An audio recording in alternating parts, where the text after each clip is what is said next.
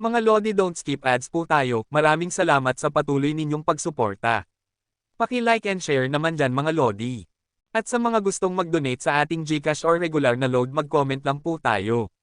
Para patuloy tayong makapag-upload ng mga bagong kabanata. Marami pong salamat.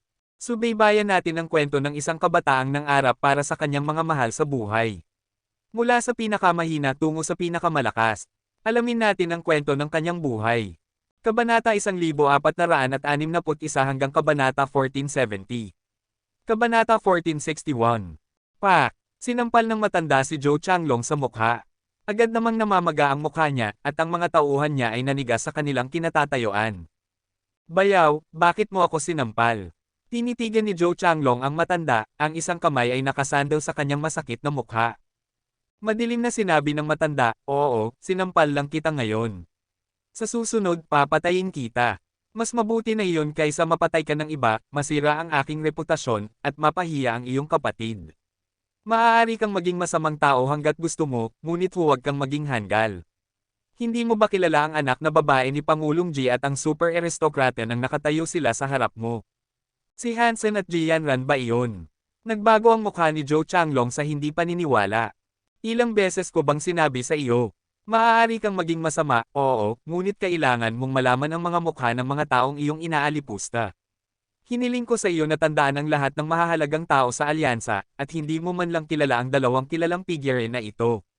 The Asterisk Man Yu. Matapos sabihin ito, sinampal ng matanda ang kabilang pisngi ni Zhou Changlong hanggang sa namamaga ito. Bayaw! Si Zhou Changlong ay dating mukhang malupit at mahalaga sa assembly doon, ngunit sa harap ng matandang iyon, natakot siya. Binaliwala lang siya ng matanda, at pagkatapos ay naglakad patungo kay Hansen. Tinitigan niya ang binata mula ulo hanggang paa, at sa bawat hakbang para bang may dinadala siyang bundok sa kanyang mga balikat. Nararamdaman mismo ni Jianran na may napakalaking kapangyarihan na papalapit sa kanila. Tumapak si Hansen sa harap ni Jianran, at pagkatapos ay nawala ang kapangyarihan na iyon. Kumunat ang noo niya. Qiuming, nagkamali ang iyong bayaw. Ipapasasa mo ba iyon sa amin? Si Qiuming, habang papalapit, malamig na sumagot, itatama ko siya kapag nagkamali siya. Ngunit hindi ko rin hahayaan na apiin siya ng iba. Hindi nakakagulat na kayo ay parehong mula sa Angel Gene. Kayo ay parehong bulok, galit na sabi ni Jianran. Si Qiuming ay nagpatuloy pa rin sa pag-uugali na nagmumungkahi na siya ay superior sa default. Dahil kay Pangulong Ji, hindi ko siya papatayin. Ngunit kailangan kong malaman niya, tulad ng anumang aso, na dapat niyang igalang ang letigo ng isang Panginoon. Mahal, mag-ingat ka. Si Qiuming ay isang demi-Diyos ng matagal na panahon. Maaaring mayroon siyang gemstone Geno Core, binigyan ng babala ni Jianran si Hansen ng pabulong. Tumango si Hansen. Narinig niya ang tungkol kay Qiuming noong nagsasaliksik siya tungkol sa mga demi-Diyos. Hindi siya mula sa pamilya Zhou, ngunit sa ilang kadahilanan, pinapayagan siyang sumali sa Angel Gene. Siya ay isang tao na kasing sama ng isang tao. Si Zhou Changlong, na sinampal lang, ay mukhang masaya na naman. Bayaw, turuan mo ng leksyon ang Asterisk Estrel na iyon. Sino ang nagmamalasakit kung sila ang anak na babae at manugang ng Pangulo? Tahimik na pinanood ni Hansen si Qiuming na papalapit, una niyang pinaniniwalaan na nagpapanggap lang siya. Habang naglalakad siya, isang uri ng sandata ang lumitaw sa kanyang katawan. Mukhang mas matibay kaysa sa isang bundok, at ang bundok na ito ay papalapit na. Isang Earth Element Geno Core. Interesante, sabi ni Hansen habang pinapanood niyang papalapit ang matanda. Hindi sumagot si Qiuming. Binilisan lang niya ang lakad at lumapit kay Hansen na parang isang armored train. Ang kapangyarihan na kanyang ginamit ay mukhang parang makakapagwasak ng mga bundok. Hindi nagplano si Hansen na umiwas sa pag-atake. Ibinato lang niya ang kanyang kamao pasulong para salubungin si Qiuming. Patayin mo siya, sigaw ni Zhou Changlong sa langit, nakita niyang itinaas ni Hansen ang kanyang kamao patungo sa kanyang bayaw. Alam niya ang kapangyarihan ni Qiuming, at alam niyang ang kanyang Geno Core ay gemstone class. Tinawag itong Heavy Earth Armor. Nang makipaglaban siya sa Shire, ang kanyang sandata ay sapat na malakas upang harangan ang mga pagsabog mula sa kanilang Sun-class battleships nang hindi nasasira. Si Qiuming ang may pinakamataas na depensa sa buong alyansa, at gayon pa man, hindi pa nagiging demi-Diyos si Hansen ng matagal. Ang pagtanggap ng isang paghampas mula sa Heavy Earth Armor ay dapat na sapat na upang madurage ang bawat buto sa kanyang katawan. Kumunat ang noo ni Qiuming. Gusto lang niyang turuan ng leksyon ang pump, hindi siya patayin. Ang Angel Jean at si Hansen ay matagal nang magkaaway. At habang maaaring iba ang mga bagay sa mga santuwaryo, hindi siya pinapayagan na patayin si Hansen sa alyansa. Dahil hindi umiwas si Hansen sa kanyang paghampas, handa na si Qming na gumawa ng malubhang pinsala. Pinatibay din nito ang kanyang paniniwala sa pagmamataas ni Hansen. Sa tingin mo ba hindi kita papatayin? Pipigilan kita. Hindi ka na iligtas ng pamilya G ngayon. Kumislap ang mga mata ni Qming ng pagpatay, at sinalubong niya ang kamao ni Hansen ng mas malaking puwersa. Boom! Nagbanggaan ang kamao at ang sandata, at ang katawan ni Qming na parang tren ay tuluyang huminto na parang bumangga siya ng ulo sa isang hindi matitinag na pader. Habang pinapanood ng mga taong nakapalibot sa labanan, lahat ay tumigil. Ang kanilang mga tainga ay tumunog ng simpleng tunog ng katahimikan, habang sinasabi sa kanila ng kanilang mga mata ang isang bagay na napakaganda. Ngunit hindi pa ito tapos. Ang sandata na binato ni Hansen ng kanyang kamao ay nagsimulang mag-crack ng napakaraming bitek. Pang! Ang heavy earth armor na makakapagprotekta sa nagsusuot nito mula sa mga pagsabog ng Sun-class battleships ay nagwasak, gumuho sa lupa sa mga piraso. Nanood si Zhou Changlong sa pagkabigla habang lumilipad palayo ang katawan ni Qming. Dumaan siya sa 8 rainflower trees sa kanyang pagbagsak pagkatapos ay nagsimulang magdugo. Sa paningin ko, ang mga aso ay mga aso. Ang tanging pagkakaiba ay ang kanilang laki. Malaki man o maliit, walang mga Panginoon, malamig na sabi ni Hansen. Pagkatapos, umalis siya kasama si Little Flower at Jianran. Si Zhou Changlong at lahat ng manggagawa ay nasa pagkabigla. Si Qming ay may Diyos na lakas sa kanilang mga mata, at hindi nila mapaniwalaan ang ginawa ni Hansen sa kanya sa isang suntok lamang. Ang mag-asawa ay nasa pagkabigla rin, at mabilis silang sumunod kay Hansen. Hansen, alam naming ikaw ang unang super aristokrate sa alyansa, ngunit hindi ko naisip na kaya mong sirain ang isang demi-Diyos na parang iyon ng napakadali. Nagawa mong patumbahin siya sa isang suntok lamang.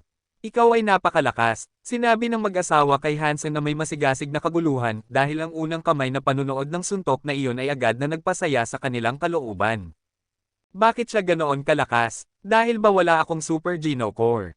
Pero hindi man lang siya gumamit ng isa para basagin ang aking heavy earth armor. Kinagat ni Qming ang kanyang mga ngipin habang itinataas niya ang kanyang sarili mula sa lupa. Ang kanyang mukha ay mukhang mapatla habang tahimik niyang pinapanood si Hansen na naglalakad palayo. Kabanata 1462. Hindi inaasahan ni Qming na ang fitness ni Hansen ay mas mabilis na umunlad kaysa sa kanyang Geno Core. Ang kanyang katawan ay lumampas sa kakayahan ng kanyang Geno Core, at kung ginamit niya ang kanyang mga Geno Core, ang pag-atake ay hindi magiging kalahati ng nakapipinsala. Ang pagtuklas sa mga santuwaryo ay nagbigay daan sa mga tao na magkaroon ng mga superpower. Habang tiyak na mabuti iyon, may mga disbentaha rin dito. Nagbigay ito sa sangkatauhan ng kalayaan sa mga posibilidad, at ang walang limitasyong kayamanan ng mga posibilidad na ito ay nagresulta sa paniniwala ng marami na sila ay nasa itaas ng batas. Tinalakay ito ni Jianran kay Hansen habang pinapatakbo niya ang airship pauwi. Ang mga demi-Diyos ay hindi mga Diyos. Kung gusto nilang maging nasa itaas ng lahat, kailangan muna nilang mag-upgrade sa katayuan ng Diyos, kalmadong sabi ni Hansen. Pag-uusap tungkol sa mga Diyos, bumalik ang isip ni Hansen sa Diyos na sinasabing nagloko kay Don. Nagtataka si Hansen kung talagang isang nilalang lang ito mula sa ikalimang santuwaryo. Nagpahinga si Hansen, at kahit na nagkaroon ng problema, nasa likuran na niya iyon. Hindi nagtagal para maging komportable ulit siya. Bumalik sa santuwaryo, siya ay nakatali pa rin sa hardin at sa kanyang tungkulin dito.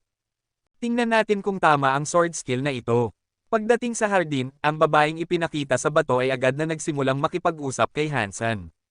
Ito ang unang pagkakataon na nagsimula siya ng isang talakayan. Nagulat si Hansen nang marinig siyang magsalita ng napaaga.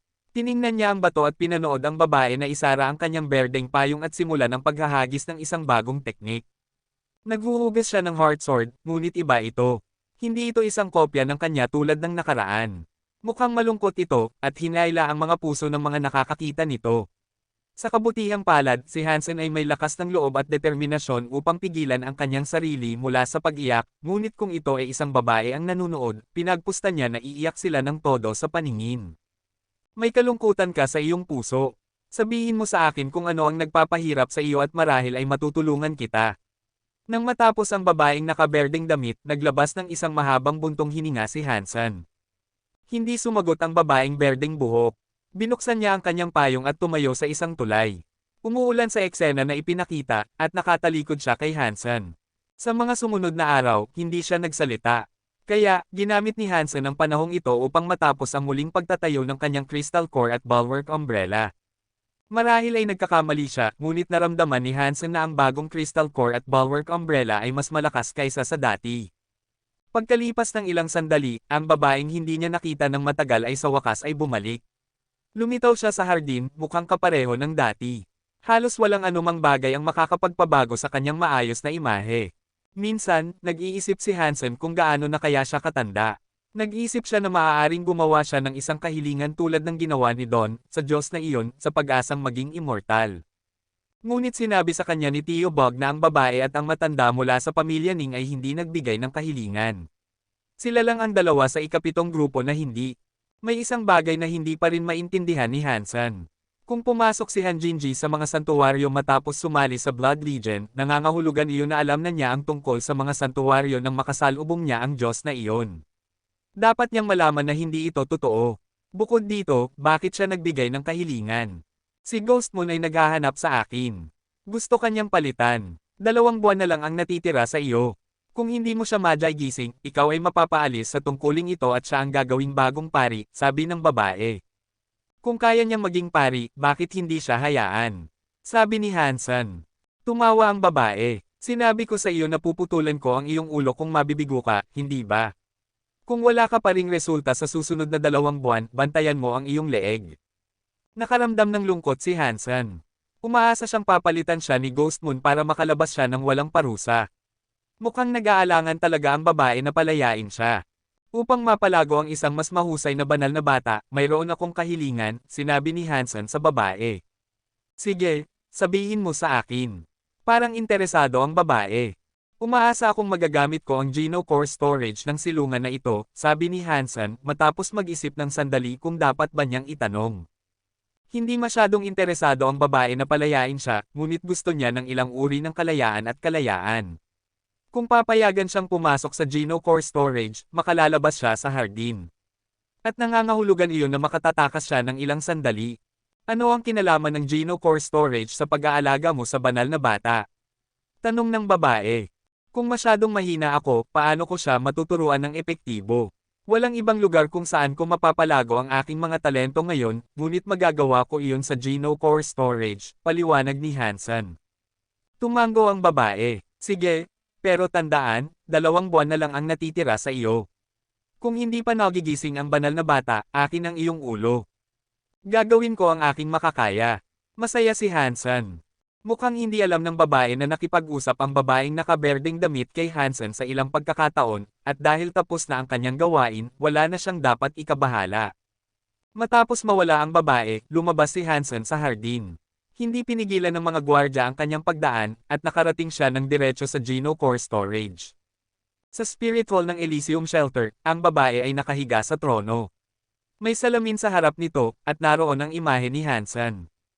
Kagiliw-giliw. Pinagsalita niya ang banal na bata. Talaga siyang tagapagmana ng matandang sinungaling na si Han Jinji. Isa siyang napakagaling na sinungaling, lalo na sa mga babae. Nakikipag-usap ang babae sa kanyang sarili, pinapanood ang bawat galaw ni Hansen gamit ang aparato.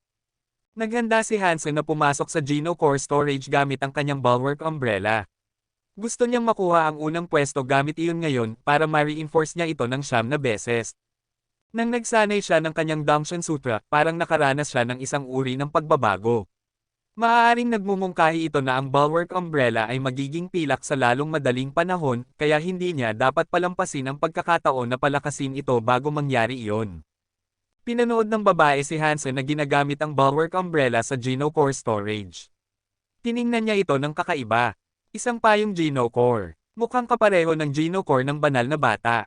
Isang pagkakataon lang ba iyon? Pumasok si Hansen sa Geno Core storage at nagsimulang subukan ang payong sa harap ng Rockman. Pinatay ng babae ang salamin dahil maaari lang itong bantayan si Hansen habang nasa santuwaryo siya.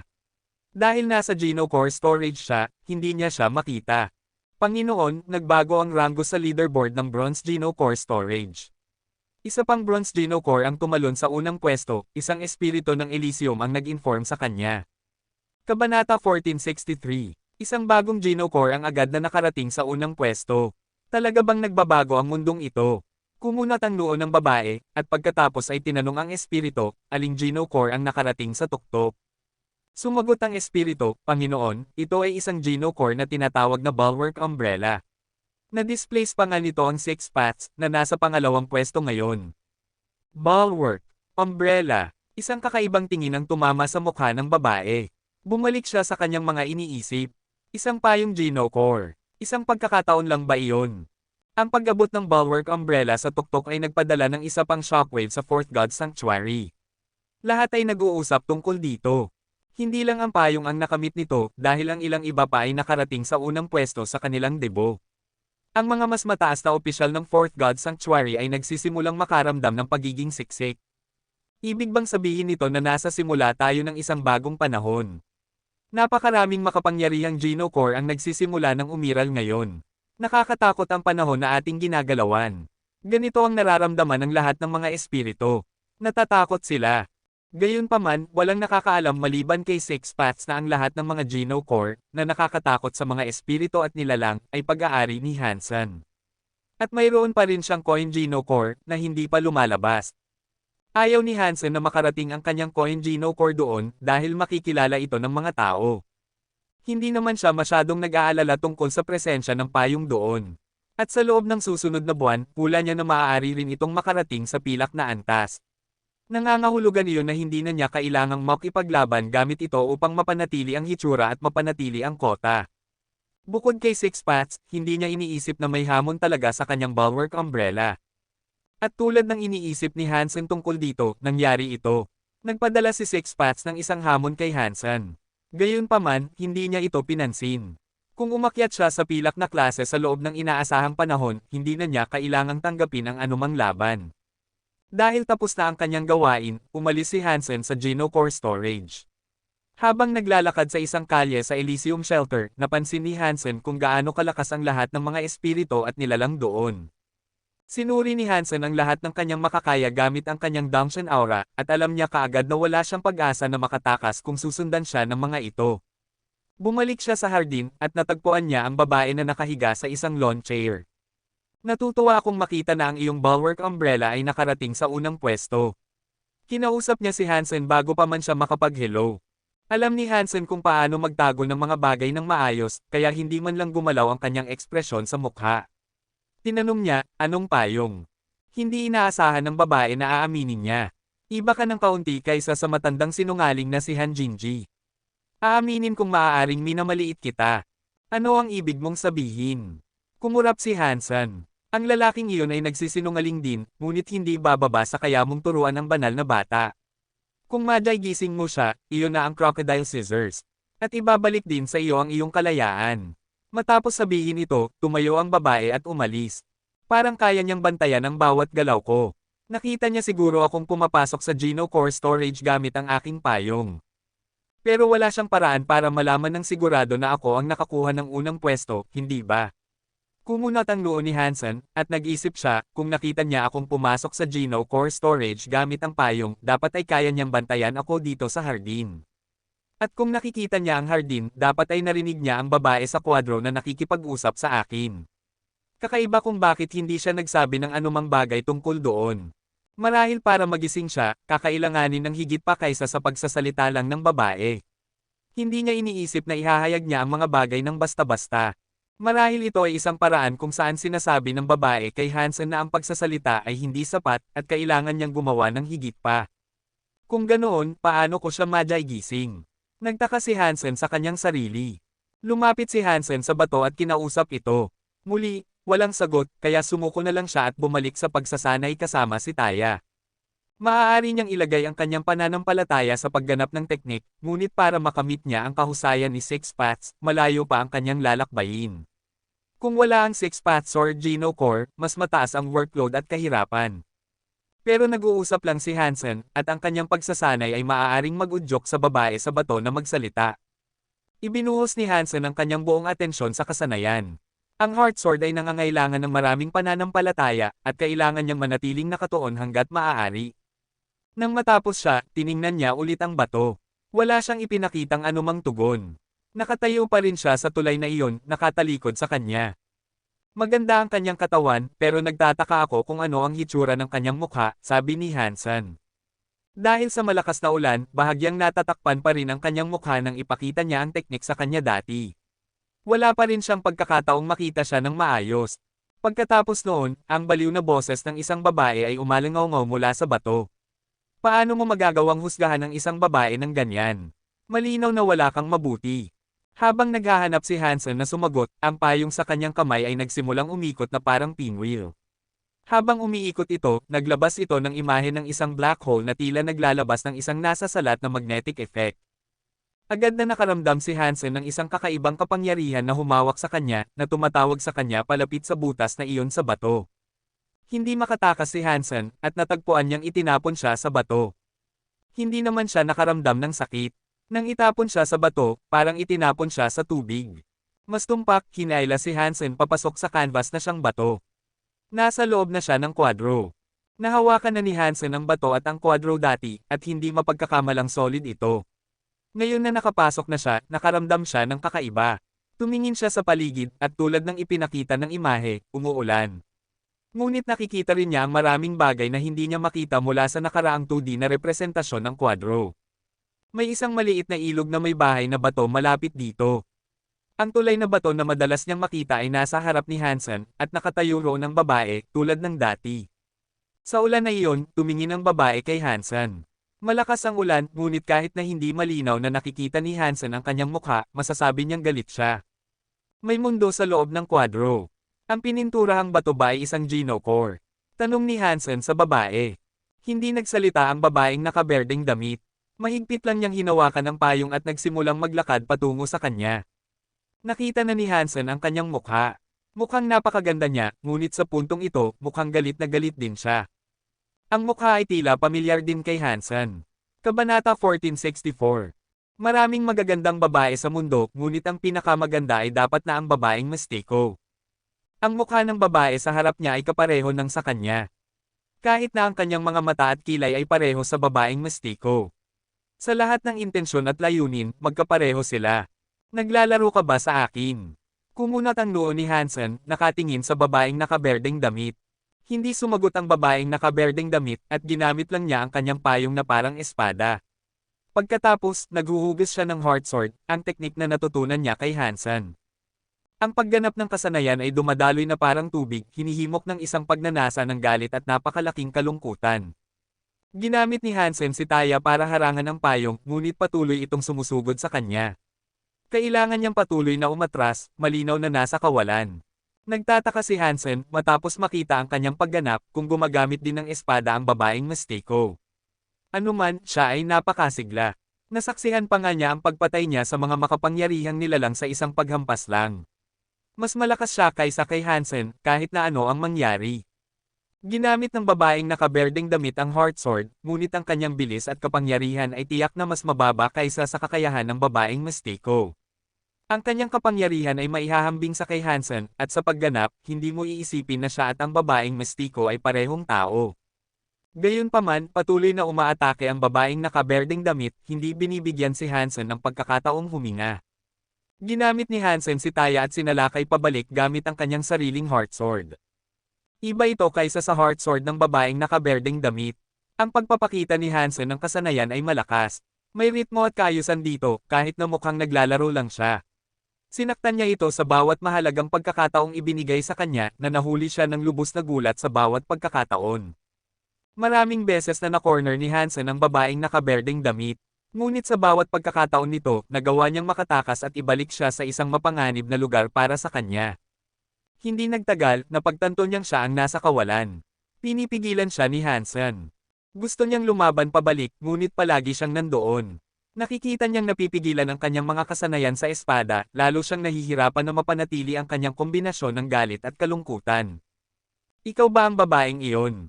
Si Hansen ang may kalamangan ngayon, kaya nasa posisyon siyang magtanong. Gayunpaman, nang sabihin ito ni Hansen, napansin niyang hindi ito isang magandang tanong. Hindi niya alam ang pangalan ng babae, pagkatapos ng lahat. Ang pagbibigay ng ganoong tanong, sa gitna ng ganitong sandali, ay hindi madaling gawin. Hindi nagsalita ang babaeng nakaberdeng damit. Binago niya ang kasanayan na ginagamit niya sa pamamagitan ng payong sa isang hindi pa niya nakikita dati. Pagkatapos noon, nakuha muli ng babaeng nakaberdeng damit ang kanyang kalamangan. Nagbago muli ang takbo ng labanan, at si Hansen naman ang napipigilan. Ang sword skill na ito ay ibang-iba kaysa sa heart sword. Ang kasanayan na ito ay napakulaya, naaalala ang mga ulap sa langit. Imposibleng matukoy kung paano siya sisalakay at mula saan. Kung ang mga kasanayan ni Hansen ay lahat ay paunang natukoy at nakatakda, kung gayon ang mga kasanayan ng babae ay hindi natukoy at palaging nagbabago. Ang kanyang mga kasanayan sa espada ay napakulaya. Mukhang komplikado at mahirap, halos parang binubuo sa lugar.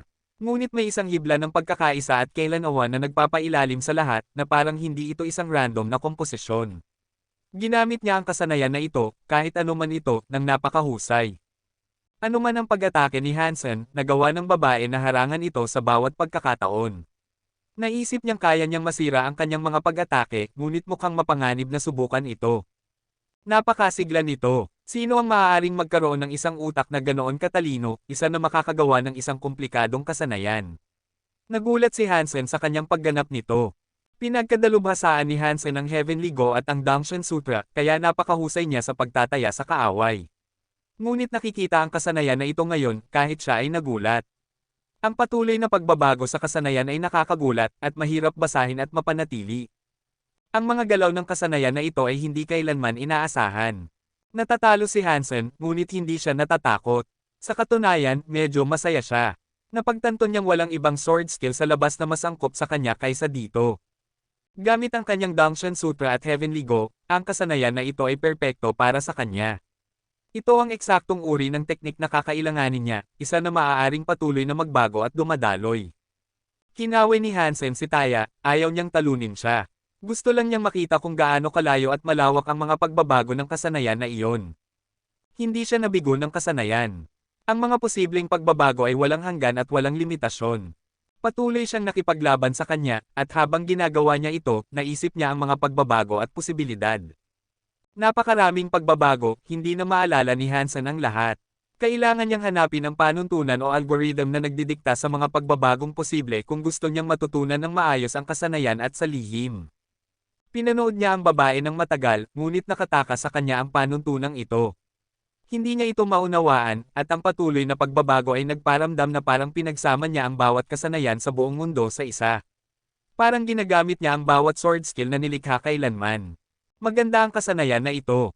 Sino ang maaaring maging matalino upang lumikha ng teknik na ito? Napahanga siya dito. Hindi niya iniisip na ang babae mismo ang gumawa ng kasanayan dahil nang makita niyang ginamit niya ang heart sword, hindi siya mukhang isang mapagbigay na tao. Hindi ito tungkol sa talento, kung hindi ka isang mapagbigay na tao, hindi mo lang kayang lumikha ng isang kasanayan na tulad nito. Hiwa. Nakipag-ugnayan ang dulo ng payong kay Hansen. Nagdulot ito ng sugat na damyugo. Magandang kasanayan. Ano ang pangalan nito? Sino ang lumikha nito? Ginamit ulit ni Hansen si Taya para sumalakay, at iniregalo niya ang kanyang buhay para gawin iyon. Ikinagulat nito ang babaeng nakaberdeng damit na hanggang ngayon ay may kalamangan, umatras ng kaunti. Napanatili nito si Hansen sa laro. Bakit? Hindi ba kaya kung likhain ito? Tanong ng babaeng nakaberdeng damit. Hindi tumigil ang kanyang mga kamay sa paggalaw, at ang kanyang palaging nagbabagong sword skill ay bumalik sa pagpipigil kay Hansen. Hindi ito isang kasanayan para sa mga babae. Ang isang lalaki lamang na may mapagbigay na puso ang makakagawa ng isang bagay na tulad nito. Patuloy na iniindang ni Hansen si Taya para maitaboy ang nagbabagong sword skill. Nang marinig ng babaeng nakaberdeng damit na sinabi ito ni Hansen, nagbago ang kanyang mukha. Ang payong ay nagngalit ng mga makapangyarihang pag-atake ngayon, higit kailanman. Nasaktan ulit si Hansen, at ang dugo mula sa sugat ay tumalsik sa kanyang mukha. Sa ilalim ng patuloy na pag-ulan ng mga pag-atake na kanyang kinakaharap, ito ang ika-6 na pag-atake na nakanik sa kanya. Ngunit hindi gaanong nakaramdam ng sakit si Hansen. Mas nasasabik siya kaysa kailanman. At noon, sa pamamagitan ng galit na pag-atake ng babae, nakita ni Hansen ang isang nag-uugnay na hibla na nagkokonekta sa buong kasanayan. Kabanata 1465. Ang babaeng ito ay tiyak na hindi lumikha ng sword skill na ito. Kung ginawa niya, hindi niya ito gagamitin ng may galit at hahayaan akong mapansin ang nag-uugnay na hibla. Masaya si Hansen na malaman ito. Sinabi nito, napansin niyang isa lang ito sa sangay ng mas malaking puno ng kasanayan.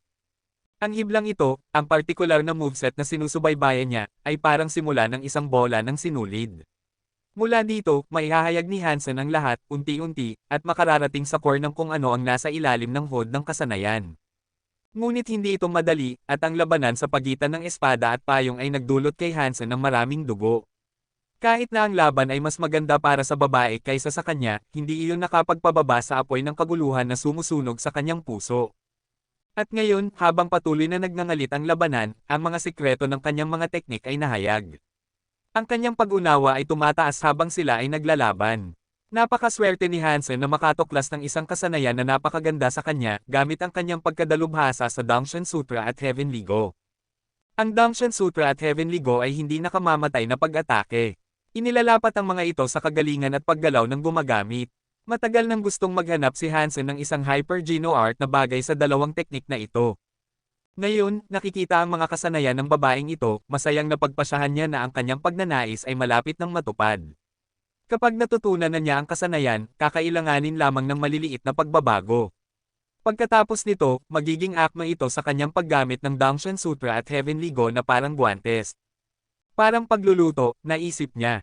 Ang Dangshan Sutra at Heavenly Go ay parang mga teknik sa pagluluto na nagpapahintulot sa paghahanda ng masasarap na pagkain. Ngunit upang makagawa ng isang piging, kailangan mo ng mga sangkap. Hindi ka makakapagpiging gamit lamang ang kanin. Ang sword skill ng babae ay isang gantimpala ng iba't ibang sangkap, lahat ng pinakamataas na kalidad. Gamit ang mga kasanayan sa pagluluto ng Dangshan Sutra at Heavenly Go, anumang gagawin niya ay tiyak na magiging kahanga-hanga. Kahit na nagsikap ang babae, pinaghihinalaan niya na mayroong isang tala ng pagpipigil sa kanyang mga galaw. Mukhang ayaw niyang patayin siya. Kung gusto talaga niyang patayin siya, hindi siya magtatagal laban sa kanya gamit ang kanyang hindi natapos na heart sword. At kung talagang gusto ng babae na mamatay si Hansen, hindi rin siya mananatili sa paggamit ng heart sword. Ang kanyang double fly ay hindi kasing komplikado ng kasanayan ng babae, ngunit ang pagiging simple nito ay nangangahulugan na maaari siyang lumaban at hamanin siya halos pantay. Napansin ng babae ang kumukulong kaguluhan ni Hansen habang sila ay naglalaban, sa kabila ng mga sugat na kanyang natamo. Nagulat siya, at ang kanyang hindi inaasahang reaksyon ay nagpababa ng kanyang galit ng kaunti. At pagkatapos, bigla, napansin niya na nagbago ang mga sword skill na ginagamit ni Hansen. Ang mga kasanayan na ginagamit niya ngayon ay katulad ng mga ginagamit niya mismo. Nagulat ang babae. Halos ginagamit niya ang Ghost Sword. Ang Ghost Sword Priest ang kauna-unahang Swordmaster ng Elysium. Gumugol siya ng 1,000 taon sa paggawa ng batayan ng teknik na ito, at gumugol pa siya ng maraming taon sa pagbabago nito. Nang turuan ako ng Ghost Sword Priest, tumagal ako ng 1 taon para lang mahawakan ito. Paano ito natututunan ng taong ito ng napakabilis?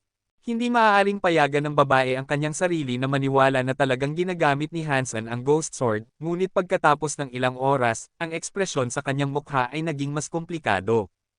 Hindi niya maaaring payagan ang kanyang sarili na maniwala na ginagamit niya ang Ghost Sword, ngunit ang kanyang mga galaw ay tumugon sa kanya ng napakatagal, hindi mapagkakamalang magkapareho. Kinopya ni Hansen ang eksaktong mga teknik ng babae pagkatapos niyang gamitin ang mga ito. Para mas lumala ang mga bagay, napagtanto niya na hindi lang kinokopya ni Hansen ang kanyang mga galaw, kundi ginagawa rin niya ang parehong kasanayan ng mas mahusay pa. Hindi dahil binago ni Hansen ang core skill, ito ay dahil nang gamitin ni Hansen ang Ghost Sword, ang kanyang mga timing ay mas tumpak at ang kanyang katumpakan ay walang kamali-mali. Natatalo si Hansen, ngunit nang simulan niyang gamitin ang kasanayan ng babae, mas gumaling siya. Nakalock sila sa isang stalemate, ayon sa kanyang nakikita. Ang babae ay nasa lubos na pagkabigla. Tinanggap na niya na talagang ginagamit ni Hansen ang Ghost Sword at ito ay isang bagay na natutunan niya ng direkta mula sa kanya. Natutunan mo ba ang isang sword skill na tulad nito bago ang ating pagkikita? Tanong ng babae kay Hansen, tumatalon palayo sa labanan. Medyo. Tumanggo si Hansen. Siyempre, hindi pa natutunan ni Hansen ang Ghost Sword, ngunit kaya niyang kopyahin ang primal essence ng kasanayan. Sa pamamagitan ng kanyang kahusayan sa Heavenly Go at Dangshan Sutra, nagawa niyang matutunan ang Ghost Sword ng medyo madali. Kailangan lang niyang maunawaan ang pinagbabatayan na panuntunan at hibla na nagkokonekta sa lahat. Kung hindi natutunan ni Hansen ang dalawang iyon, hindi niya kailanman magagawa simulan ang paghahagis ng Ghost Sword sa paraang ginawa niya lang. Hindi ito isang kasanayan na maaari mo lang kunin, tandaan, at gamitin. Ang mga komplikadong galaw na kinakailangan ng kasanayan ay isa lamang sa maraming base na dapat mong sakupin. Tiningnan ng babae si Hansen na may naguguluhang ekspresyon. Binuksan niya ang kanyang payong at pinaikot ito. Pagkatapos ay naramdaman ni Hansen na parang may sumisipsip sa kanya. Tumagal ito ng ilang sandali, at nang mawala ang pagsipsip, natagpuan niya ang kanyang sarili na nakatayo sa harap ng bato. Ang babae ay nasa lugar na lagi niyang kinaroroonan, tahimik na nakatayo sa isang tulay. Huwag mong sabihin kay Gu Qingcheng na pumasok ka sa Avoid World Stone. Ang boses ng babae ay umalangaw-ngaw mula sa bato. Sino si Gu Qingcheng? Tinutukoy mo ba ang babaeng iyon? Nabalik si Hansen sa kanyang pagkatulala at tumingin ng diretso sa babaeng nakaberdeng damit. Alam ni Hansen na hindi siya ang babaeng mastiko, sa kabila ng halos magkaparehong hitsura nila. Magkaiba sila sa loob. Hindi ba sinabi niya sa iyo? Patuloy na umalangaw-ngaw ang bato gamit ang boses ng babaeng nakaberdeng damit. Hindi. Ito ang unang pagkakataon na narinig ko ang kanyang pangalan. Tinitigan ni Hansen ang babae sa kwadro, at pagkatapos ng kaunti, tinanong niya siya, sino ka nga pala? Kambal na kapatid ni Gu Qingcheng. Walang sagot, mukhang hindi siya handang sumagot sa kanya. Ang babaeng mestiko ay tinatawag na Gu Qingcheng. Ito ay isang pangalan na tiyak na parang pangalan ng tao. Hindi ko pa naririnig ang isang espiritu o nilalang na may pangalang Go. Gumagamit ang Dark Spirit ng pangalang Ling at ang mga tao ng Elysium ay gumagamit ng Ghost, kaya hindi ko sa tingin Go ay isang bagay na gagamitin ng mga espiritu o nilalang, naisip ni Hansen sa kanyang sarili. Sino nga pala ang babaeng nakaberdeng damit? Kapatid ba siya o isang straight-up doppelganger ni Gu Qingcheng? O isang espiritu lang siya sa loob ng isang kwadro? At bakit ayaw niyang sabihin ko kay Gu Qingcheng na pumasok ako sa kwadro? Ang isip ni Hansen ay puno ng maraming tanong. Patuloy niyang tinitingnan ang babaeng nakaberdeng damit ngunit nakatalikod pa rin siya sa kanya. Kabanata 1466. Kahit na ang babae sa kwadro ay ayaw magbigay ng detalye tungkol sa kanyang kaugnayan kay Gu Qingcheng, naisip ni Hansen na marahil ay para sa ikabubuti. Malamang na pinapanood ni Gu Qingcheng ang bawat galaw niya, gayunpaman. Pero naunahan ni Hansen ang kanyang sarili, at lumabas na hindi niya talaga nakita na pumasok siya sa kwadro. Pinanood niya siya ng mabuti, ngunit nakita lang niya si Hansen na nakatayo sa harap ng bato na walang ginagawa. Hindi niya nakita na pumasok siya sa imahe sa bato. Maraming oras na ginugol ni Hansen sa pag-iisip tungkol sa relasyon sa pagitan ng babaeng nakaberdeng damit at Gu Qingcheng, ngunit hindi siya nakaisip ng anumang makatwirang teorya. Kinabukasan ng umaga, hinanap ni Gu Qingcheng si Hansen sa hardin. Tumalon ang kanyang puso nang makita niya ito, natatakot na baka alam na nito ang kanyang maikling paglalagi sa loob ng kwadro. Aalis ako sa silungan ng ilang sandali. Habang wala ako, mas mabuting manatili ka sa hardin, sabi ni Gu Qingcheng na nagulat kay Hansen. Nakatali ako dito. Hindi ko alam kung saan ako pupunta kahit na umalis ako. Pinagpalit-palit ni Hansen ang kanyang mga balikat. Alam mo ang ibig kong sabihin. Tinalikuran ni Gu Qingcheng para umalis, ayaw nang mag-aksaya ng oras sa pagpapaliwanag ng mga bagay ng higit pa sa ganoon. Saan ka pupunta? Tanong ni Hansen. Nag-atubili si Gu Qingcheng at sumagot para kumuha ng isang bagay. Kung kaya mong buhayin muli ang banal na bata, magiging maganda iyon para sa inyong dalawa. Pero tandaan, kailangan mo siyang gisingin muna. Bago siya tuluyang umalis, nagsabi pa siya ng isang bagay, habang wala ako, huwag kang maglalakad ng isang hakbang sa labas ng hardin na ito. Alam ni Hansen kung ano ang ibig niyang sabihin. May posibilidad na ang Elysium ay pupunta sa kanya na may hawak na mga tinidor sa kanyang kawalan, kaya mas mabuting manatili siya sa kaligtasan ng hardin. Alam ni Hansen na ito ang paraan ng pagiging mabait sa kanya, ngunit ang kanyang kawalan ay nagbigay pa rin sa kanya ng pinakamagandang pagkakataon na makatakas. Kinabukasan, nagpa siya si Hansen na huwag sundin ang mga utos ni Gu Qingcheng. Sa halip, lumabas siya sa hardin at nagtungo sa Geno Core Storage. Walang sino man ang humarap sa kanyang paglalakad doon, at kahit na tiningnan siya ng mga espiritu ng may dagdag na puot, wala silang ginawa. Tulad ng dati, sinubukan lang nilang patayin siya gamit ang isang masamang titig. Pumunta siya pabalik-balik ng ilang beses mula roon. Walang banta at walang pumipigil sa kanyang pagpasok at paglabas, talagang naisip niya na ito ang perpektong pagkakataon para makatakas. Maraming espiritu at nilalang ang pumapasok at lumalabas sa silangang bahagi ng Elysium Shelter. Hindi sila kabilang sa Elysium Shelter, at tila may isang uri ng negosyo ang nagdala sa kanila doon. Pinanood sila ni Hansen ng 2 araw, at sa panahong iyon, nakita niya ang mas maraming nilalang at espiritu kaysa sa inaasahan niya. Wala ring gaanong seguridad. Naisip ni Hansen na magagawa niyang magtago sa karamihan para makatakas. Ang kailangan lang niyang gawin ay piliin ang tamang pagkakataon para kumilos, isang bagay na hula niya ay hindi magiging mahirap. Ang isang imperial na klase na silungan ay may ganitong nakakapanghina na kahinaan. Imposible. Ito ay dapat na isang uri ng bitag. Marahil ito ay isang panlilinlang na itinatag ng Elysium na nagbibigay sa akin ng madaling dahilan para kunin ang aking buhay. Kung mananatili ako, wala silang dahilan o makatarungang dahilan para patayin ako. Magiging ligtas ako. Kung umalis ako, tiyak na pahalagahan nila ang kakayahang habulin ako, nag-aalalang naisip ni Hansen. Nagatubili si Hansen na umalis. Mukhang isang magandang pagkakataon para makatakas, ngunit mukhang isang bitag din. Gusto mo bang umalis? Habang nagtataka si Hansen kung ano ang dapat niyang gawin, kinausap siya ng babaeng nakaberdeng damit mula sa bato. Bakit ko gagawin ang ganoong bagay? Nagulat si Hansen sa biglaang tanong at mabilis siyang tumalikod para tanggihan ang kanyang sinabi. Ano man ang nakikita mo ay isang bitag lang, sinabi ng babae sa kanya, tila hindi pinapansin ang sinabi ni Hansen. Nagbago ang mukha ni Hansen at hindi na niya itinanggi ang kanyang pagnanais na umalis muli. Sinabi pa niya, kung sa tingin mo ay maaari kang magtiwala sa akin, mayroon akong paraan kung saan maaari kang makatakas. Gusto mo bang subukan? Bakit mo gustong tulungan ako?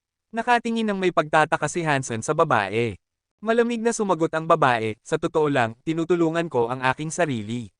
Gusto kong makatakas, ngunit gusto kong sumama ka sa akin. Hindi ka ba ang banal na anak ng Elysium?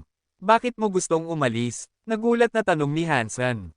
Tumahimik siya ng ilang sandali, pagkatapos ay sinabi, ako ang banal na anak ng Elysium, ngunit ayaw ko ang titulo na iyon. Ayaw ko ng anumang bagay na ito. Gusto ko lang maging isang ordinaryong, karaniwang espiritu. Sige. At ano ang kinalaman ng plano mo? Hindi interesado si Hansen at ayaw niyang marinig ang anumang malungkot na kwento ng buhay na tila sasabihin niya. Gusto niya ng isang paraan palabas, kaya pupunta siya sa punto. Tahimik na bumulong ang babae, habang wala si Gu Qingcheng, matutulungan kitang makatakas. Ngunit maliban kung maibabalik mo sa akin ang aking Spirit Stone, hindi ako pupunta kahit saan. Nasaan ang iyong Spirit Stone? Hindi niya iniisip na nagsisinungaling siya sa kanya. At kung mayroon siyang paraan kung saan maaari silang makatakas ng matagumpay, hindi siya nag-aalangan na tulungan siya. Sinabi ng babae sa kwadro, ang Spirit Stone sa Spirit Statue ay akin, maniwala ka man o hindi. Ang Spirit Stone sa Spirit Statue ay iyo. Kumunat ang noo ni Hansen. Kung ang kanyang Spirit Stone ay nasa loob ng Spirit Statue, ang tanging paraan para maibalik niya ito ay kung magbibigay siya ng katapatan sa ibang tao. Gayunpaman, magkakaroon ng maraming gwardya sa Spirit Hall. Hindi madaling makapasok, at ang pagkuha ng bato ay magiging mas mahirap na paraan para makatakas sa silungan. Kung hindi ang aking Spirit Stone, kanino pa ito pag-aari? Tao lang si Gu Qingcheng, pagkatapos ng lahat, sabi ng babae sa loob ng kwadro. Tao lang talaga si Gu Qingcheng. Nagtataka si Hansen kung talagang siya. Nahirapan siyang paniwalaan na ang isang buong pamilya ng espiritu tulad ng Elysium ay kusang loob na susunod sa isang tao. At kung tao si Gu Qingcheng, bakit espiritu ang babae sa loob ng kwadro? Hindi direktang sinagot ng babae si Hansen, at nang magsalita siya muli, talagang pinagtatawanan niya siya. Kayong mga tao ay hindi natatakot mamatay, hindi ba? Kahit na sa gitna ng lahat ng ito, magtatanong ka ng ganoong mga bagay. Nagtatanong lang ako. Gusto kong tulungan kang maibalik ang iyong bato, ngunit ang aking mga kapangyarihan ay hindi ako dadalhin ng higit pa sa mga gate. Nagkibit-balikat ulit si Hansen. Sino ang nagsabing kailangan mong maglakad papasok sa harapang pinto? Ngumiti ang babaeng nakaberdeng damit. Sinabi ko sa iyo na ang Spirit Stone sa Spirit Statue ay akin. Kaya kung kontrolin ang silungan, at nangangahulugan iyo na madali kitang maipadala sa Spirit Hall. Ang kailangan mo lang gawin ay kunin ang Spirit Stone. Nag-aalangan si Hansen na magtiwala sa kanya. Kung ganoon kadali ang mga bagay, bakit hindi niya ito kinuha mismo? Pero may isang maliit na problema na kailangan nating harapin muna. Siyempre, mayroong isang bitag. Kabanata 1467. Ang maliit na problema na binanggit ng babaeng nakaberdeng damit ay isang galit na super creature na nagbabantay sa Spirit Statue. Madaling maipadala ng babaeng nakaberdeng damit si Hansen sa Spirit Hall, ngunit kailangan niyang patayin ang halimaw para makuha ang bato na nakabaon sa noo ng estatwa. Ayon sa kanya, ang galit na super creature ay nanirahan sa silungan mula pa noong mamatay ang mga matatanda ng Elysium. Sa paglipas ng mga taon, ang galit na super creature ay lalong lumakas. Napakalaki ng kapangyarihan nito, at dahil sa pagbabantay ng halimaw sa spirit statue, hindi nagustuhan ni Hansen ang kanyang mga pagkakataon. Kahit na nagtanong tungkol sa mga kapangyarihan at kakayahan ng galit na super creature, hindi pa rin siya sigurado kung dapat ba siyang sumang-ayon. Pag-isipan ko muna, hindi agad tinanggihan ni Hansen ang alok. Wala kang gaanong oras para pag-isipan ito. Kapag bumalik si Gu Qingcheng, mawawala na ang pagkakataong ito, sabi ng babae. Pag-isipan ko lang muna. Hindi pa rin kumbinsido si Hansen. Matalino si Hansen. Alam niya ang mga limitasyon at saklaw ng kanyang sariling mga kakayahan. Alam niyang ang paghaharap sa isang galit na super creature para sa isang spirit stone ay isang gawain ng isang hanggal para sa isang tao na may lakas niya.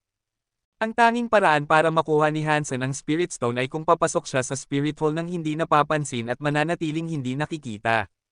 Hindi pinilit ng babaeng nakaberdeng damit si Hansen na magpasya. Alam mo ba kung ano ang ginawa ni Gu Qingcheng? Alam mo ba? Alam ni Hansen na rhetorical ito. Sabi ng babae, pumasok ka na sa Geno Core Storage, hindi ba? Alam mo ba ang tungkol sa Geno Core Battleground? Siyempre, tumango si Hansen. Mayroong dalawang magkakaibang uri ng Geno Core Battleground. Isa lang ang nakita mo. May isa pang uri na nangangailangan ng espesyal na Geno Core Storage para makapasok, paliwanag ng babae. Sinasabi mo bang pumunta si Gu Qingcheng sa ibang Geno Core Battleground? Ano ang ginagawa niya doon? Tanong ni Hansen. Tahimik na sinabi ng babae sa kanya, tinawag itong Geno Battleground, ngunit ang isang ito ay isang battleground para sa mga mandirigma upang makuha ang mga Geno Core ng iba. Ano ang ibig sabihin niyan? Kumunat ang noo ni Hansen. Ang mga demi-Diyos na pumapasok sa battleground na ito ay maaaring patayin ang kanilang mga kalaban at kunin ang kanilang mga Geno Core. Mabilis na lumalaki ang mga Geno Core sa lugar na iyon, at maaari silang mag-level up ng napakabilis, sabi ng babaeng nakaberdeng damit.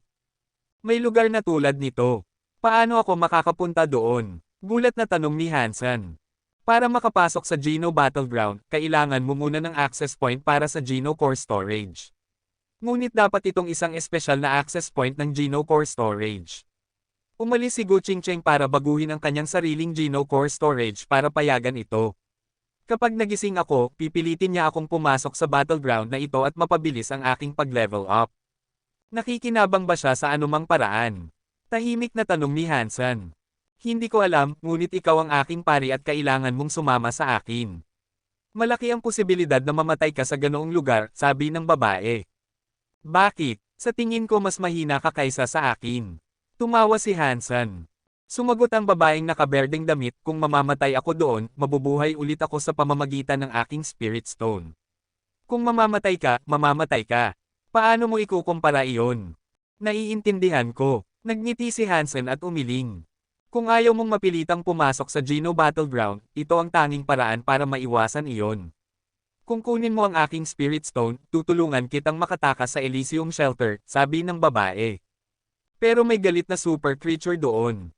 Kahit na kunin ko ang iyong spirit stone mula sa estatwa, ang paglabas ay magiging ibang usapin. Kapag kinuha ko ang bato, hindi mo na makontrol ang silungan.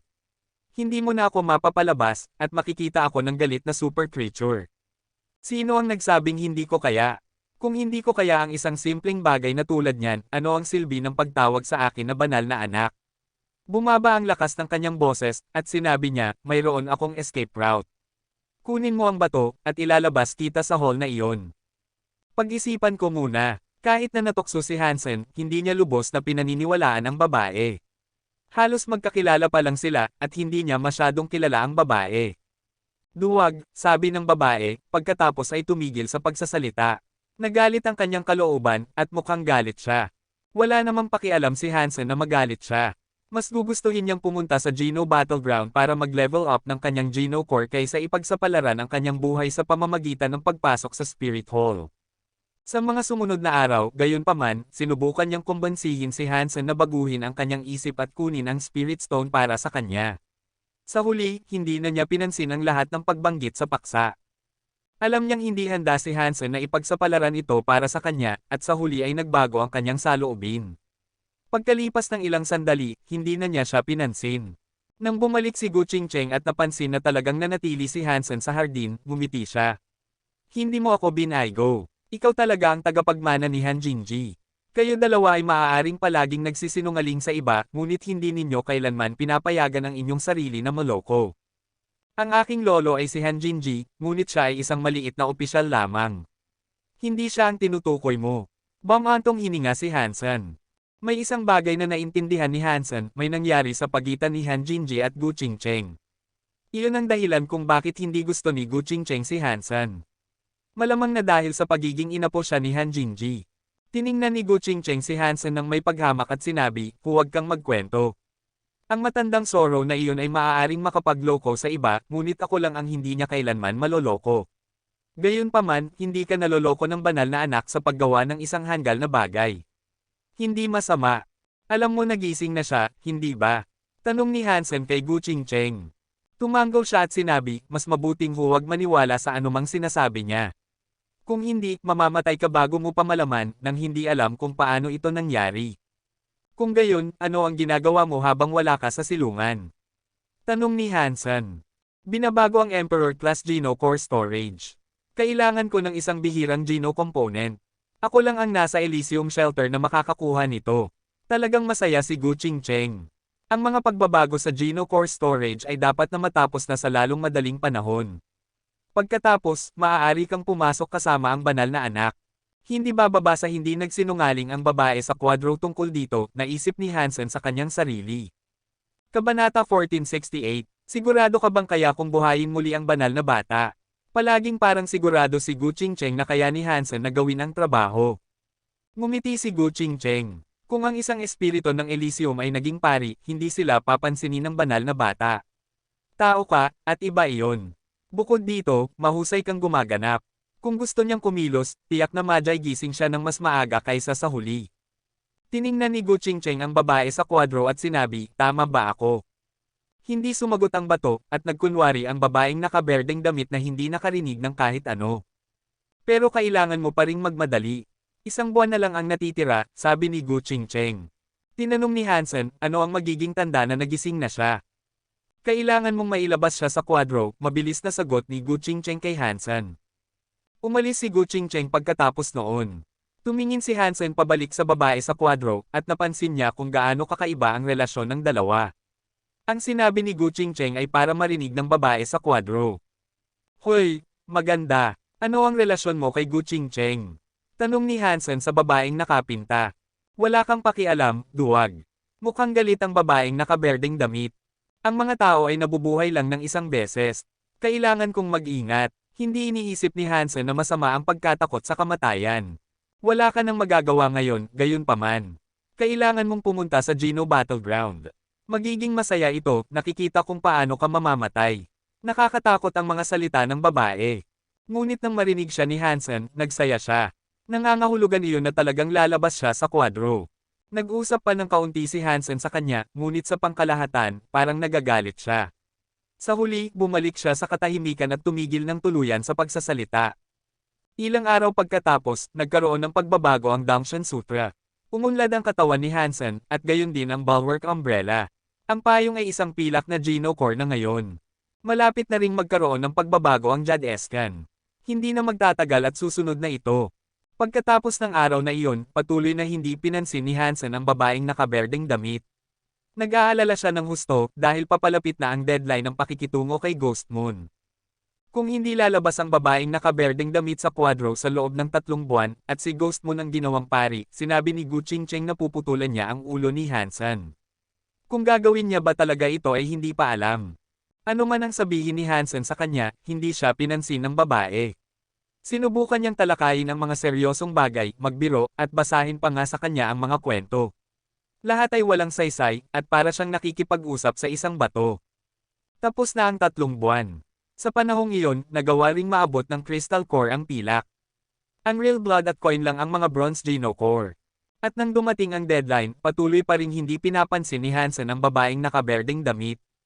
Habang nagmamadali ang isip ni Hansen para sa isang ideya kung ano ang gagawin niya sa susunod, lumitaw si Gu Qingcheng sa hardin kasama ang ilang espiritu. Nandoon si Ghost Moon, at yumuko siya kay Gu Qingcheng. Panginoon, 3 buwan na ang nakalipas.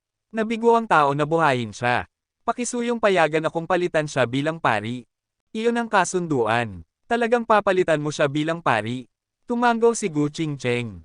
Salamat, Panginoon. Masaya ang itsura ni Ghost Moon at ng mga espiritu, at lahat sila ay yumuko sa harap ni Gu Qingcheng.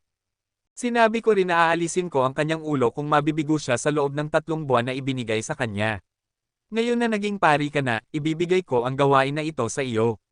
Maaari kang maging ang magpapatupad sa kanya, malamig na sinabi ni Gu Qingcheng kay Ghost Moon. Hindi nagatubili si Ghost Moon. Hinugot niya ang kanyang scimitar at agad na lumapit kay Hansen. Iniisip ni Hansen kung paano siya makatakas, at kung talagang walang paraan para makalabas sa silungan, kailangan niyang tumakbo sa alyansa. Mahusay ang kanyang fitness, ngunit kulang pa rin ang kanyang mga Geno Core. Hindi bababa sa nakakapag-ensayo at nagtatrabaho siya sa kanyang mga Geno Core sa alyansa. Kapag nakuha niya ang mga Geno Core sa Gemstone class, maaari siyang mag-teleport pabalik at marahil ay makatakas sa Elysium Shelter sa ilalim ng mga kondisyong iyon. Dahil may plano sa isip, lumipat siya sa harap ng isang tore. Kapag lumapit si Ghost Moon, tatakbo siya papasok at tatalon sa teleporter. Teka, bago pa man kumilos si Hansen, biglang nagsalita ang babaeng nakaberdeng damit. Lahat ay lumingon upang tingnan ang bato ng may gulat. Ngumiti si Gu Qingcheng na parang alam niyang mangyayari ito. Biglang nagmukhang isang umiikot na vortex ang Quadro na parang isang umiikot na luha sa dimensyon ang nagpakita dito. Ang babaeng nakaberdeng damit gamit ang kanyang payong ay nagsimulang maglakad palabas sa Quadro. Hindi nagtagal, lumabas siya sa hardin na parang isang tunay na tao. Eksaktong kahawig niya si Gu Qingcheng. Pumunta silang tumayo sa tabi ng isa't isa, at napakasama ng pagkakahalin tulad nila, walang sino man ang makakapag-iba sa kanila. Lahat ng mga espiritu, kasama na si Ghost Moon, ay biglang lumuhad sa harap ng babaeng nakaberdeng damit at sinabi, ang banal na anak. Iwanan mo siyang pari at hayaan siyang sumali sa Geno Battleground, malamig na sinabi ng babaeng nakaberdeng damit. Nagbago ang mga mukha ng lahat ng mga espiritu ng Elysium, ngunit walang nang ahas na hamanin o pagdudahan ang kanyang utos. Matapos sabihin ito ng babaeng nakaberdeng damit, lumabas siya sa hardin. Mabilis na sumunod si Hansen sa kanya. Hindi niya pinansin ang galit ng mga titig ng lahat ng mga espiritu ng Elysium. Salamat sa pagliligtas sa akin, tahimik na sinabi ni Hansen sa kanya. Tumigil ang mga espiritu ng Elysium sa pagsunod nang makarating sila sa Geno Core Storage.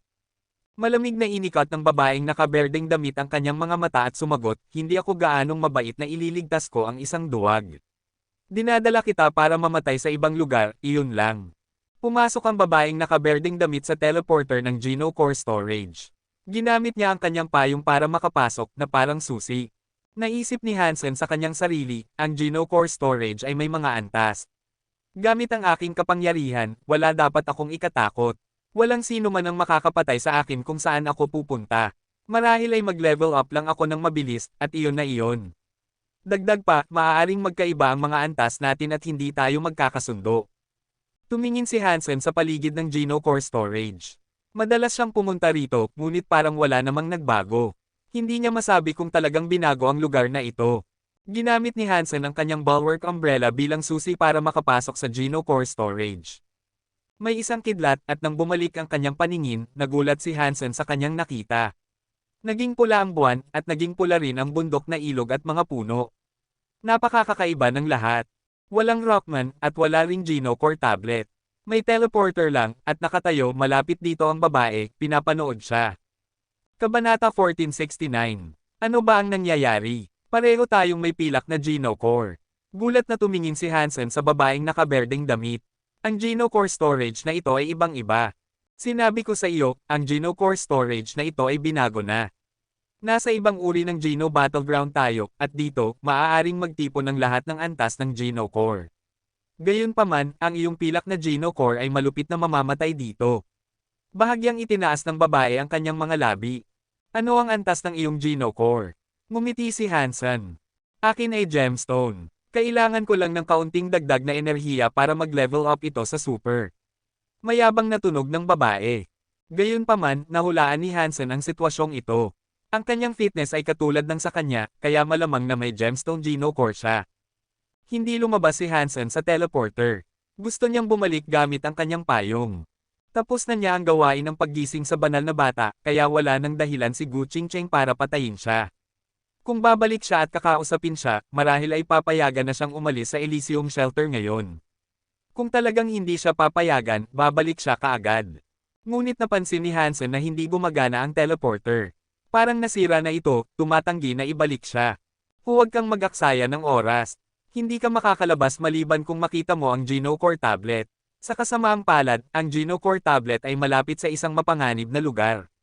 Maraming mga elite ang nagkakampo doon, kaya maaari nilang patayin ang sinumang susubok na umalis, malamig na sinabi ng babae. Nakakainis. Kumunat ang noo ni Hansen. Ngumiti ang babae. Ngayon, nagsisisi ka na ba na hindi mo ako pinakinggan nang sabihin kong oras na para tumakas tayo? Tumawa si Hansen, tumingin ng diretso sa kanya, at sinabi, well, ngayon na tayo ay magkasosyo, pansamantala, paano kung sabihin mo sa akin ang iyong pangalan? Hindi ko na kayang tawagin kang ikaw, ikaw. Pa, sino ang mag-iisip na makipagsosyo sa isang duwag na tulad mo?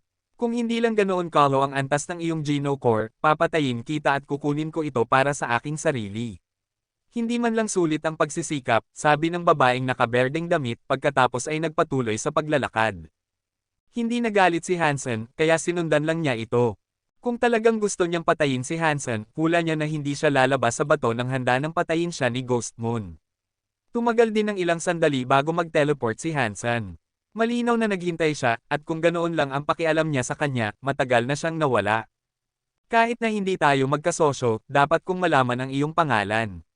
Nakakatakot na tawagin kang ikaw. Tumigil si Hansen sa tabi niya at lumingon sa kanya. Elysian Moon, sabi ng babae ng may malamig na tono. Elysian Moon, magandang pangalan iyon. Kasing liwanag ng itim na nakapatong na aliw na ibinibigay ng buwan. Ngumiti si Hansen. Tinitigan lang siya ng babaeng nakaberdeng damit. Elysian lang. May kaugnayan pa rin ito sa Elysium. Elysian Moon. Sinabi ito ni Hansen ng 2 beses. Parang katulad ng Ghost Moon. Kinopya niya ang aking pangalan, ngunit hindi tayo magkapareho. Ngumisi si Elysian Moon. Patuloy na sinundan siya ni Hansen. Parang hindi gusto ni Hansen ang babae, pero mukhang kontento pa rin siyang maglakad kasama siya. Ibang tao na siya ngayon, hindi tulad ng tahimik na tao na orihinal na naninirahan sa kwadro. Patuloy silang nag-uusap habang naglalakad, ngunit ginugol ni Elysian Moon ang buong oras sa pang-aasar kay Hansen. Paulit-ulit, kailangan lang niyang tumawa. Tumawid sila sa isang bundok pagkatapos ay tumigil, nagkatinginan. Lumingon si Elysian Moon upang tingnan ang isang lambak na malapit. Lumabas ka na. Kung gusto mong patayin kami, ang duwag na pagpatay mula sa mga anino ay isang masamang ideya. Habang ang kanyang boses ay nagbalik mula sa lambak, ang mabigat na tunog ng mga yapak ay sumunod dito, na tumatalbog sa mga bangin ng lambak. Nakita nila ang isang minotaur, nakasuot ng mabigat na sandata. May hawak itong ruby spear, at pula rin ang mga mata nito. Isang Geno Battle Soul, sabi ni Elysian Moon, itinuro ang minotaur. Ano ang Geno Battle Soul? Tanong ni Hansen. Ang mga nilalang na naninirahan sa Geno Battleground ay itinuturing na mga GenoCore mismo. Ang pagpatay sa kanila ay magpapalakas sa iyo. Nagpost si Elysian Moon. Ngunit ang mga Geno Battle Soul ay bihira, at palaging ginto ang antas nila. Gayunpaman, ang isang ito ay mukhang gemstone class. Ang pagpatay dito ay tiyak na magpapalakas sa aking GenoCore. Inikat ni Elysian Moon ang kanyang payong at sumugod pasulong para sa lakayin ang minotaur. Boom! Nagbanggaan ang payong at ang sibat na nagdulot ng isang nakakatakot na halo ng nakakatakot na kapangyarihan na nagdulot ng mga shockwave. Ang mga epekto ay nagwasak sa lupa na nag-iwan sa kanila na nakikipaglaban sa isang malalim na bunganga. Sa susunod na segundo, binuksan ni Elysian Moon ang kanyang payong. Habang umiikot ito sa kanyang mga kamay, isang multo na puwersa ng pagsipsip ay nagsimulang hilahin ang minotaur patungo dito. Sinubukan ng minotaur na lumaban at hilahin ang sarili palayo, ngunit hindi ito nakalaya. Nasipsip ito. Nang masipsip ang minotaur sa loob, tumigil siya sa pag-ikot ng kanyang payong. Nakita ni Hansen ang payong, at ngayon ay nakita niya ang larawan ng isang minotaur na nakasuot ng mabigat na sandata.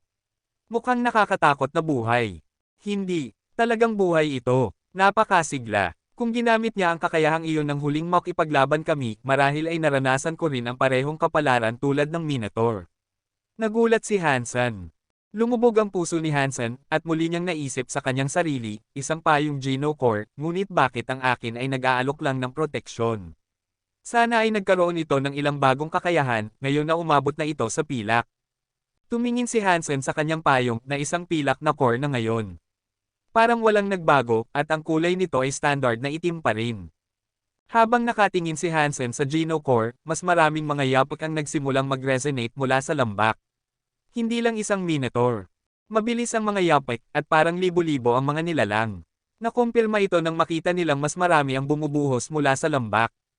Hindi mo ba sinabi na bihira ang mga Geno Battle Soul? Ano ang tatawagin mo dito? Nagbago ang mukha ni Hansen. Kahit gaano siya kalakas, hindi niya kayang harapin ang isang buong hukbo ng mga Minotaur na iyon. Iyon lang ang narinig ko mula sa ibang espiritu. Kahit si Elysian Moon ay mukhang nalulungkot. Lumingon si Hansen at nagsimulang tumakbo. Sumunod si Elysian Moon at kasing bilis niya. Lahat ng Minotaur ay may hawak na ruby spear habang hinahabol nila. Kabanata 1470. Parehong napakabilis tumakbo ni Hansen at Elysian Moon. Nahihirapan ang mga Minotaur na habulin sila. Pero nang lumingon si Hansen para silipin, nagbago ang mukha niya.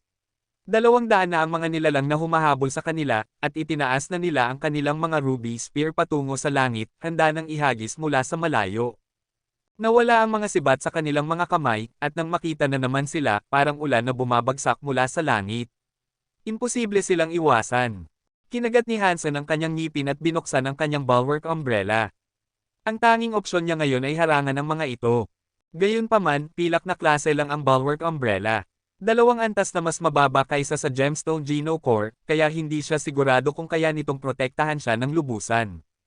Ginamit din ni Elysian Moon ang kanyang sariling payong at nagsilong mula sa mga bumabagsak na sibat.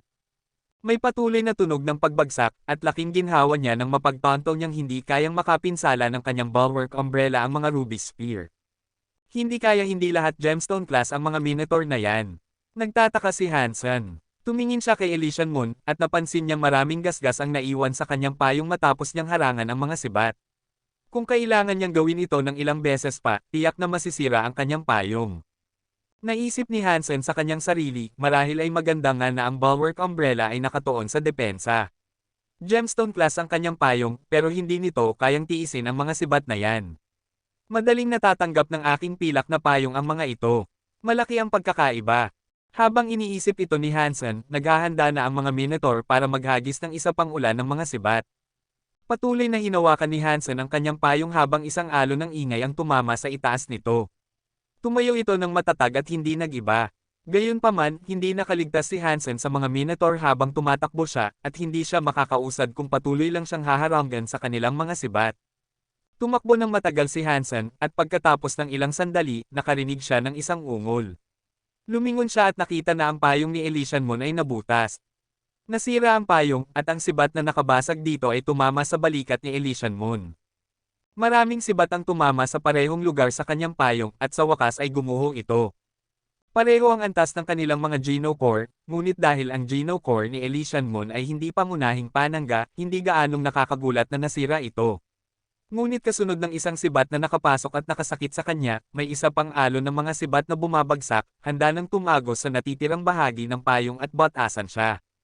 Dito, kumaway si Hansen kay Elysian Moon. Nagsisimula ng maunawaan ni Hansen kung gaano talaga nakakatakot ang Geno Battleground, at ang pagkakaroon ng isang kapareha sa ganoong lugar ay mas mahusay kaysa sa paglalakbay ng mag-isa. Ayaw ni Hansen na iwanan siya sa kanyang sariling mga kamay. Nakatingin ng kakaiba si Elysian Moon kay Hansen. Nagulat siya na hindi kayang harangan ng kanyang Gemstone Geno Core ang mga ruby spear, habang maayos naman ang ginagawa ng pilak na Geno Core ni Hansen. Ilang minuto na ang nakalipas, inaasar lang niya ang pilak na Geno Core ni Hansen. Naisip niyang medyo nakakahiya para sa kanya na magtago sa ilalim nito. Kinagat niya ang kanyang ngipin at nagpa siya na patuloy na tumakbo, iniiwasan ang proteksyon na maibibigay ng payong ni Hansen. Naisip ni Hansen na mayroon siyang isang trick sa kanyang manggas, kaya hindi na niya ito tinanong muli. Patuloy lang siyang tumakbo. May kagubatan na hindi kalayuan sa kanila, at umaasa siyang ang pagbabago sa heograpiya ay magbibigay sa kanila ng pagkakataong makatakas at mawala sa kanilang mga humahabol. Nang halos makarating si Hansen sa gilid ng kagubatan, lumingon siya para tingnan si Elysian Moon. Sarado na ang kanyang payong, at tuwing bumabagsak ang mga sibat sa kanya, sinasampal niya ang mga ito palayo. Pero masyadong marami ang bawat alon, at ang bawat alon ay nagre-resulta sa karagdagang pinsala. Para mas lumala ang mga bagay, nandoon pa rin ang una na nakatusok sa kanyang balikat. Patuloy pa ring dumarating ang mga Minotaur, at itinaas nila ang kanilang malalakas na braso, naghahanda para sa isa pang paghagis. Mukhang namumutla si Elysian Moon at ang kanyang berdeng damit ay nabahiran na ng pula. Mukhang nasa masamang kondisyon siya. Nagpa siya si Hansen na tumakbo pabalik at pilitin siyang magtago sa ilalim ng kanyang bulwark umbrella. At nang makapwesto siya, maraming tunog ng dingdong ang mabilis na sumunod, habang ang mga sibat ay tumama sa kanyang kalasag na parang isa pang malakas na ulan. Bakit ka bumalik? Kinagat muli ni Elysian Moon ang kanyang panga. Isave ang kwentuhan para mamaya. Inakbayan ni Hansen ang baywang nito at tinulungan siyang tumakbo papasok sa kagubatan. Gayunpaman, hindi pa rin sumusuko ang mga Minotaur na nakasuot ng mabigat na sandata. At nang dumating sila na tumatapak sa kagubatan, ang kanilang mabigat na sandata ay nagpabagsak sa anumang puno na nakatayo sa kanilang daan. Ibaba mo ako. Dala-dala si Elysian Moon sa ilalim ng kilikili ni Hansen at nahihiyang humingi siya na ibaba siya. Ang liit lang ng payong ko. Kaya nitong takpan ng dalawang tao, pero dahil tumatakbo tayo, at nasugatan ka, marahil ay dapat munang ituon natin ang pag-iwas sa mga humahabol sa atin. Hindi ibinaba ni Hansen si Elysian Moon, at patuloy lang sa pagtakbo. Tumingin si Hansen sa likod habang ginagiba ng mga Minotaur ang kagubatan sa likod nila. Kahit na ang mga punong dalawang tao ang lapad ay madaling natamba. Sa kabutihang palad, ang pagwasak sa kagubatan ay medyo nagpabagal sa kanilang pagsulong. Si Hansen, na kasing bilis ng paa niya, ay nakakuha ng ilang distansya sa kanila. Matapos tumakbo ng isa pang daang milya, wala nang nakita ang mga Minotaur.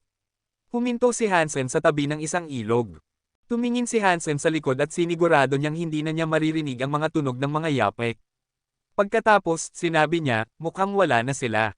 Ibaba mo ako. Nasa ilalim pa rin ng kilikili ni Hansen si Elysian Moon, at ang pangalawang kahilingan niya ay kasing hiya ng una. Ay, pasensya na. Ibinaba siya ni Hansen, pagkatapos ay nakita niyang dumudugo ito. Ayos ka lang ba? Ayos lang ako. Kumislap ang katawan ni Elysian Moon na nagpapahiwatig na sinusubukan niyang pagalingin ang kanyang sariling mga sugat. Hindi mukhang epektibo. Patuloy pa ring tumutulo ang dugo sa kanyang mga sugat at lalong pumuputla ang kanyang mukha. Kakaiba ang kapangyarihan ng mga Minotaur na yan. Parang pinipigilan nila akong pagalingin ang aking sariling mga sugat. Inakala ni Elysian Moon pagkatapos ng ilang sandali. Nasa malalang kondisyon na siya. Talaga, mabuti na lang at espiritu ka dahil kaya mong mag-respawn, sabi ni Hansen. Umiling si Elysian Moon. Nakangiti ng mapait, sinabi niya, nagsinungaling ako sayo. Hindi nasa spirit statue ang aking spirit stone. Nasa loob ko. Kung mamamatay ako, hindi na ako magre-respawn. Kumunat ang noo ni Hansen at tiningnan siya, pero hindi siya nagsalita. Patuloy na nagsalita si Elysian Moon, ang dahilan kung bakit hiniling kong basagin ang Spirit Stone sa estatwa ay dahil pag-aari ito ng aking kaaway. Hindi ako nagplano na makatakas. Gusto ko lang siyang patayin.